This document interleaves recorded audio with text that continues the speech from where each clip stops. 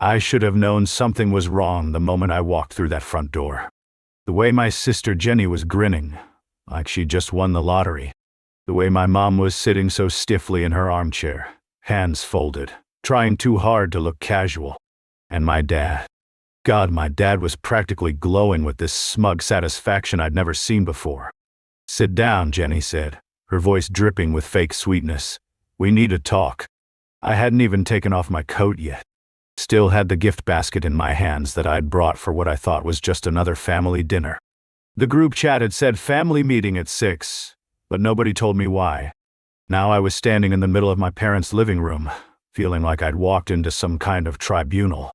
My mom gave me what she probably thought was a reassuring smile, but it looked more like the kind of expression you'd give someone right before you put their dog to sleep. Dad was sipping wine on the couch, legs crossed, way too comfortable for whatever bomb they were about to drop. "What is this?" I asked slowly, already feeling that familiar knot forming in my stomach. "Did someone die?" "No," my father said, setting his wine glass down with this theatrical little ceremony. We had a vote about the reunion." "What vote?" The words came out sharper than I intended, but something about the way he said vote made my skin crawl. Like they were discussing whether to renovate the kitchen, not deciding the fate of their own son. "You're out," he said, just like that. Flat. Matter of fact. "We've decided it's best if you don't come to Tuscany with us next month." The room went completely silent. I could hear the grandfather clock ticking in the hallway, the hum of the refrigerator, my own heartbeat thundering in my ears. "You're joking," I said, but even as the words left my mouth, I knew they weren't. "No," Jenny chimed in, practically bouncing in her seat. "We just think it's best for the group dynamic." Group dynamic. I let out a short breath through my nose, trying to process what I was hearing. "You're always so tense," she continued, like she was explaining something to a child. "You make things stressful. Last year, remember how you argued with that waiter about the service charge? You embarrassed Mom. They added an extra €80 to the bill." I snapped, my voice cracking. "I was the only one who noticed. You're welcome, by the way." We just want peace this year," Mom said softly, not meeting my eyes, like she was talking to the coffee table instead of her own son. I looked at them, all three of them. The ones I'd booked the flights for. The ones who'd texted me just 2 weeks ago, asking if I'd mind covering the villa deposit, just until Dad's bonus comes in. $7,000, charged to my credit card the same day. They'd even sent little heart emojis afterward. "Let me get this straight," I said, my voice getting dangerously quiet. "You're kicking me out of the trip I planned, the one I paid for." "You offered," Dad said with a shrug, like that somehow made it all okay. "I didn't offer to be excluded from it." What Jenny said, crossing her legs like some kind of judge in a courtroom. "You've been really uptight lately. All your little boundaries and budgets, you've changed." My laugh was short and bitter. "Yeah." I started saying no. She ignored that completely. "This is supposed to be fun. And honestly, you ruined the vibe." "Ruin the vibe?" I repeated, feeling something dangerous building in my chest. "You mean I stop you from drinking €18 spritzes on my card all day?" "You're overreacting," Mom cut in, her voice getting sharp now. Don't make this ugly." "Oh, I won't." That's when something inside me shifted. Some switch that had been stuck in the doormat position for years finally clicked over to done. I pulled out my phone, opened the banking app, found the travel account linked to the trip. Dad's phone buzzed on the coffee table. "What was that?" he muttered, picking it up with this confused frown. "That," I said, my voice steady as stone, "was me blocking the travel card. The one I used to book your tickets, your hotels, and that villa in Tuscany with the pool you just had to have. You know, the one none of you paid me back for." The silence that followed was the kind you hear right before a building collapses. "You can't do that," Jenny hissed, standing up so fast her chair nearly tipped over. "Oh, I can't." I smiled, and for the first time in months, it felt genuine. And I did. "What are we supposed to do now?" My brother Liam finally spoke up, eyes wide like he just watched someone get hit by a truck. The trip is in 3 weeks. Figure it out, I said, grabbing my keys from the side table. You're so relaxed, remember? Manifest the money. You're acting like a child. Mom snapped, her mask finally slipping. I looked straight at her. This woman who'd raised me. Who taught me to be generous and kind. Who was now sitting there calling me a child for refusing to bankroll their vacation after they'd voted me out of it. No, Mom, I said, my voice steady but my hands shaking. I've stopped acting like a wallet. Dad stood up, his face red with fury. You're being spiteful. No, I said, heading for the door. I'm being done.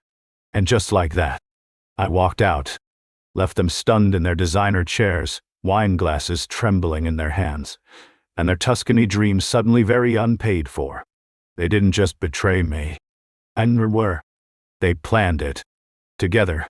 The night after the family vote, I didn't sleep. I lay there in my apartment, staring at the ceiling, phone buzzing on the nightstand like an angry wasp. My sister had sent me 3 laughing emojis at midnight. Just that. 3 yellow faces, mocking me in the dark. I didn't respond. Around 2 a.m., I got a text from my mother. Don't let this ruin everything. We still love you. You just made the trip difficult. Difficult. I paid for the trip. I planned it. I booked a 5-star villa with the infinity pool and the private chef and the vineyard tours, because they begged me to. And now I was the one making things difficult. But it was the next morning that everything truly unraveled. My cousin Maya called around 10. We hadn't spoken in months. Mostly because my sister hated her and always made these snide comments about how Maya didn't fit in with our families. Aesthetic. Hey, she said, and I could hear something weird in her voice, like she was afraid to talk. I heard what happened. You okay? How did you hear? I asked, genuinely confused. It had been less than 24 hours. There was this long pause, and then they posted about it. Posted? Where? Instagram. Jenny said you had a breakdown and canceled your own trip because you were jealous. I felt my blood turn to ice water. She posted a boomerang of wine glasses clinking. Maya continued, her voice getting smaller, and captioned it when the toxic one finally takes himself out. Hashtag reunion prep. Hashtag narcissist free. I was speechless. Completely, utterly speechless. My own family had voted me out of a trip I paid for, lied about it, and were now mocking me online like I was some kind of joke. That's when I realized something much darker was going on. You know, Maya said, and I could tell she was choosing her words carefully. I wasn't going to say anything, but this isn't new. Jenny's been saying stuff about you for months. Like, nasty stuff, to everyone. Like what? She told people you were having money issues, that you begged to be included in the reunion, and that you threatened to cancel it if people didn't praise you more. I stood up from my couch, feeling dizzy. She said, what? I'm sorry. Maya sounded genuinely pained. She's been planting it everywhere, I think. I think she's trying to isolate you. I hung up without saying goodbye. That same hour, I logged into my email. My flight itinerary was still there, the one I'd booked for the whole family. I opened it, hands trembling, and that's when I saw it. Guess whose seat had been upgraded to business class? My sister's. Not mine. Hers. I clicked through to the reservation details and nearly dropped my phone. She'd used my card again. 2 days ago. A quiet little charge, $1,500, slipped in while I was busy fighting with them over group dynamics. That was the final straw. I called the airline. Hi, I said through gritted teeth. I'd like to cancel all 4 tickets under my last name. The woman on the line paused. All of them, sir? Every last one, especially the one that ends in seat 3A art. That evening, I went back to my parents' house. Not to argue, not to apologize, not to beg them to take me back. I needed to see their faces when the reality of what they'd done finally hit them. Mom opened the door, and her fake smile faded the second she saw me. Oh, it's you. Don't act surprised, I said, stepping inside without being invited. You posted enough online to draw a crowd. She didn't deny it. I walked straight into the living room. Dad was there, reading his newspaper like it was 1985 and nothing had changed. Jenny sat with her laptop, probably browsing Airbnbs for emergency accommodations. "You'll need a new card," I said, my voice calm as glass. She looked up. "What?" "The travel card? Blocked. The flights? Cancelled. The villa? Rebooked by another guest. Tuscany's off." "You wouldn't," she spat, but I could see the fear creeping into her eyes. "I did. You're sabotaging the whole trip." I laughed, and it felt like breaking chains. "Oh, honey, you sabotaged it the second you voted me out of it." My father finally lowered his newspaper. "Son, don't be rash." I turned to him slowly. This man who'd taught me about integrity and family loyalty, who was now sitting there calling me rash for refusing to fund my own humiliation. "Rash?" I said, my voice getting louder. "You voted me out of my own trip, used my money, and then let her spread lies about me to the entire family. This isn't rash. This is justice." "Justice?" Jenny stood up, her face bright red. "You're unbelievable. You've always been bitter that I'm the one everyone listens to." "Funny," I said, pulling a folded paper from my jacket pocket, "because I just listened to your bank statement." I threw it onto the coffee table. Jenny's eyes went wide. "Where did you get that?" "The card," I said simply, and I finally printed the last 90 days of transactions, spa packages, designer handbags. And I pointed to a specific line, a non-refundable deposit for a private yacht in Portofino. "You were planning a side trip." The room went dead silent. Mom stood up, hands fluttering like nervous birds. "Let's all calm down now." "Calm?" I barked, and I could feel years of suppressed rage pouring out. "You called me difficult because I asked for receipts, and meanwhile she's booking yachts on my account like she's royalty." My sister lunged forward, grabbing the bank statement and trying to tear it up. "You've gone too far." "No," I said, stepping back, watching her scramble to destroy the evidence. "I'm free." She froze. "What?" "I called the bank," reported fraud. "You've been using my card without permission. There's an investigation underway." "You wouldn't dare," she hissed. I smiled, and it felt like the first genuine smile I'd had in years. "I dare. And guess what? They have everything. Timestamps, IP addresses, even delivery addresses. You're not just losing your vacation. You're about to lose your credit score." "Get out," she screamed, her face flushed and ugly. "You're not part of this family anymore." "Finally," I said, turning toward the door. "Something we agree on." I paused just long enough to say one last thing. "Good luck explaining to the relatives why you're not in Italy next month, and why the police might call." They thought they could humiliate me quietly, so I made noise. Loud, public, unforgettable noise. 1 week after I froze the travel card and canceled their dream vacation to Italy, I got a letter. Not a text, not a call, an actual letter. From a lawyer. At first, I thought it was some kind of scam. But no, it was real. A formal legal notice, neatly printed and signed. On behalf of Mr. and Mrs. Walker and their daughter Jennifer Walker. My own parents and sister had hired a lawyer. Against me. They were threatening legal action over the financial disruption I'd caused by withdrawing support at a critical time. I stood in my kitchen, holding that paper, shaking with a mixture of fury and disbelief. These people, my family, had used my money, my generosity. And when I finally set a boundary, they tried to sue me for it. I didn't reply. I didn't call. I made a plan. Saturday, 6 p.m. and family dinner. The last one I'd ever attend. Dad opened the door and went pale the second he saw me. "What are you doing here?" he barked. I smiled, calm as still water. "Oh, come on. You invited me. Didn't you read your own lawyer's letter?" He stepped back but said nothing.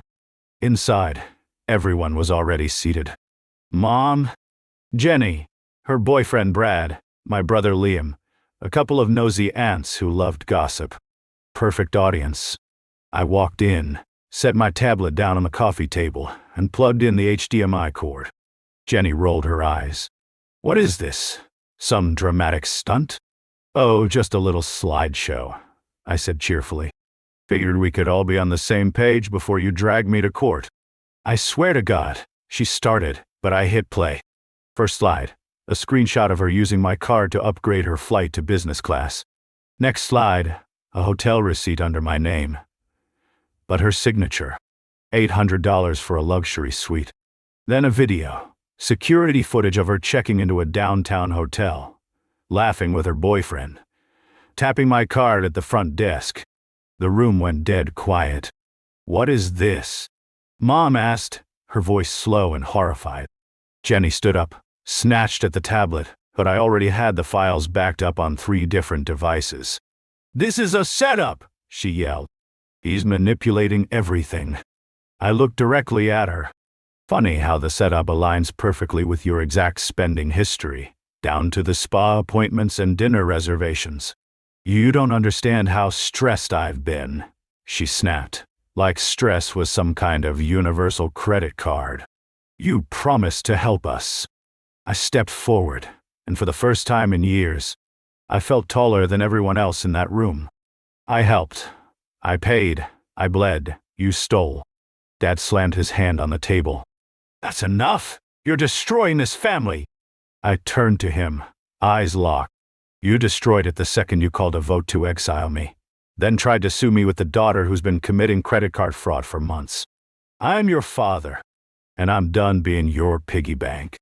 Jenny hissed through her teeth. "You're pathetic." "Oh, I'm just getting started." I pulled out the final document. A letter from the fraud department of my bank. Official notice of an open investigation into unauthorized charges made by Jennifer Walker. Dated. Signed. Sealed. Liam, who had stayed silent until now, leaned forward. "You really filed that?" I turned to him. "Yes, and I gave her a week to pay it back. She didn't. She posted memes instead." "Seriously," he whispered. Jenny turned to him, desperation creeping into her voice. "You're really going to take his side?" He didn't answer. "Jenny," I said, and my voice cut through the chaos like a blade. "You used my name to book a yacht in Portofino. You sent a laughing emoji when I got uninvited from the reunion. And now you're sitting here acting like I betrayed you. We're family." Mom shrieked. "No," I said coldly. "We're users and givers, and I'm done being your giver." Jenny lunged forward like she was going to slap me. "You're going to regret this, when your name's dragged through court, when everyone finds out." "Finds out what?" I snapped, my voice cracking but not backing down. "That I paid for your entire lifestyle while you mocked me in group chats? That you committed fraud and then blamed me for reacting?" My voice broke, but I didn't stop. "You treated me like a wallet, not a brother, not a son, just a resource. Well, guess what? Resource exhausted." Everyone froze. The air was thick with shame, fury, and disbelief. Then the most shocking thing happened. Liam stood up. "I'm done too," he said quietly. "I've seen everything. The lies, the guilt trips, the gaslighting. I let it slide because I didn't want to rock the boat." He looked at me. "But you did the right thing." "Liam," Mom said, her voice shaking. "Don't start," he snapped. "You people tried to erase him and steal from him, then act like he's the bad guy." Jenny turned to Liam, eyes wide with betrayal. "You're just jealous. You've always been jealous of me." "Maybe," he said. "But at least I didn't steal a yacht." That was it. I turned to the door, grabbed my coat. "One more thing," I said. "I canceled the phone plan, the Netflix account, the car insurance, all of it. If you want Tuscany, go earn it yourselves, because this ATM is closed." Then I walked out. And this time, I didn't look back. They thought I'd fall apart. Instead, they did.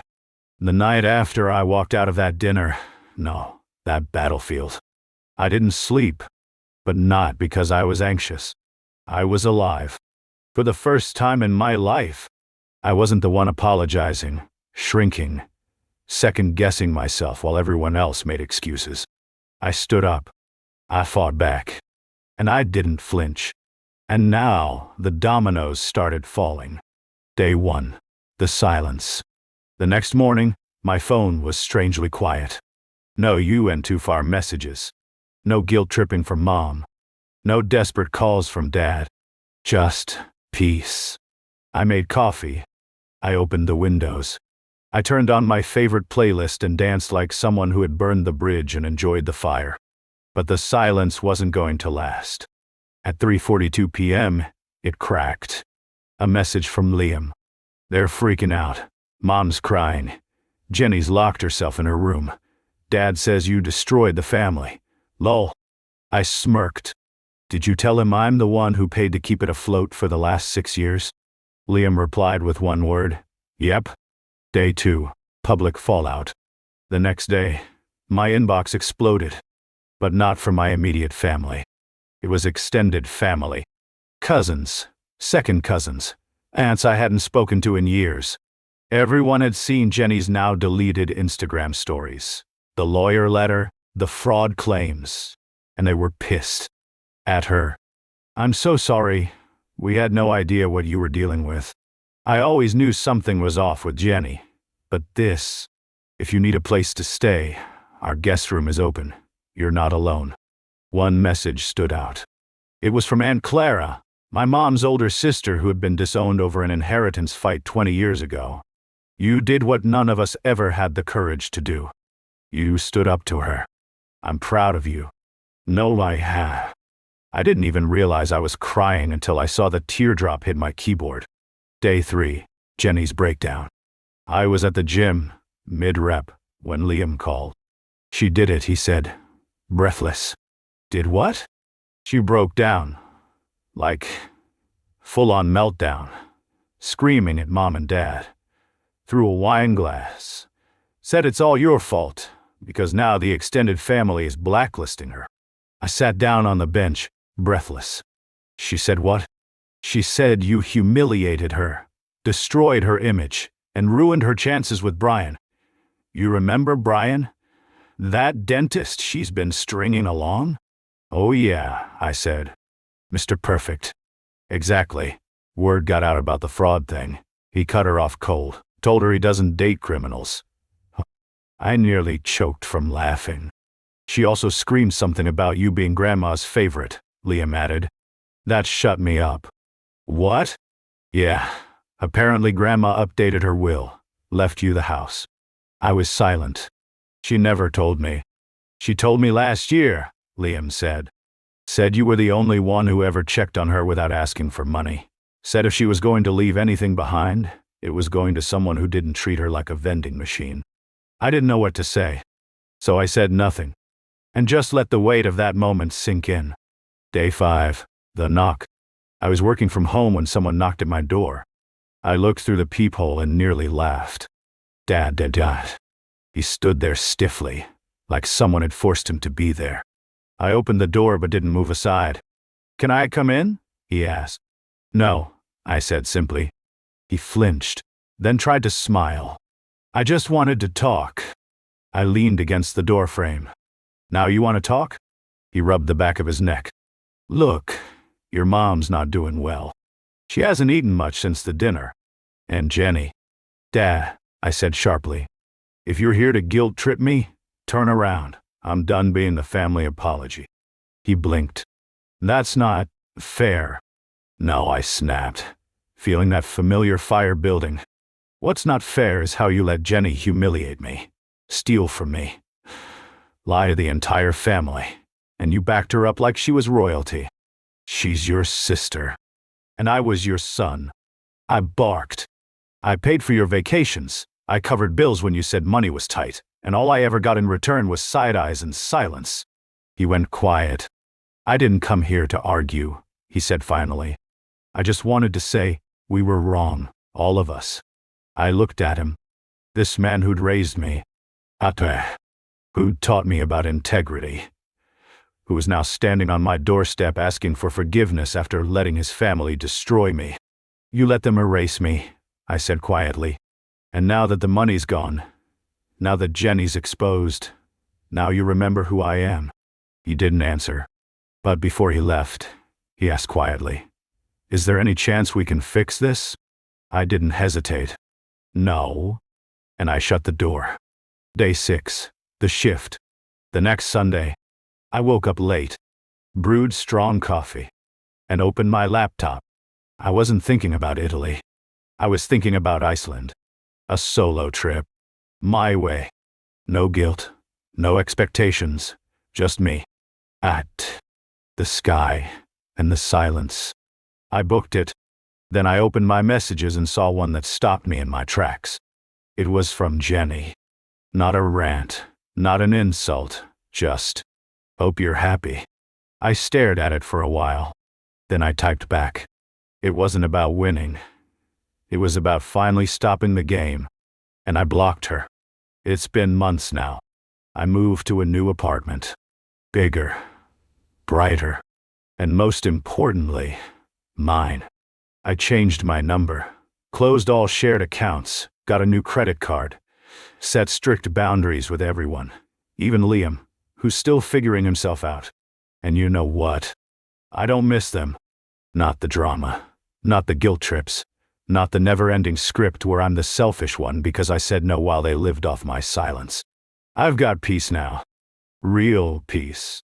And every time I get the urge to call, or explain, or go back, I ask myself, would you set yourself on fire again just to keep them warm? And the answer is always the same. No. They wanted to break me. Instead, I broke the cycle. I used to think that being the good one in the family meant always saying yes. Yes to paying. Yes to forgiving. Yes to being the quiet one while everyone else yelled. But the truth is, no. I was never the good one in their eyes. I was the useful one. And when I stopped being useful, I became the enemy. That realization hit me like lightning one morning, 3 months after the dinner. I was on a hike, alone, standing on a cliff overlooking the ocean. The wind whipped through my jacket, waves crashed violently below, and my phone buzzed in my pocket. One new voicemail from my mother. "We miss you. Jenny's been going to therapy. Your father barely speaks. Can't we just go back to the way things were?" I laughed out loud. Back? Back to what? Back to being the silent sponsor of their lifestyle? Back to being mocked, manipulated, erased. Back to the version of myself who mistook being drained for being loved. No, Dane. Never again. A week later, I got a letter. Handwritten. From Jenny. "I don't expect you to forgive me. I just want you to know. I've lost everything. Brian, my job, my friends. Mom says you're happier without us, and I think she's right. But it still hurts. I don't even know who I am anymore. Me." She enclosed a check for $7,000. I stared at it. Not because I needed the money. I'd already rebuilt more than they'd ever taken. But because it symbolized something bigger. Accountability. I didn't cash it. I mailed it back with one line written on the envelope. "You can't buy peace with money." I learned that the hard way.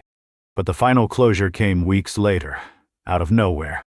I was at a bookstore, flipping through a novel, when I heard a voice behind me. "Hey, is your name Walker?" I turned. A woman stood there, maybe in her 30s, holding a toddler. "I'm sorry," she said quickly. I think you helped my sister once, a few years ago, with rent." I blinked. "Yeah. She told me about you. She said, your family turned on you." The woman smiled. She showed me what boundaries look like. "Just wanted to say thanks. That's it."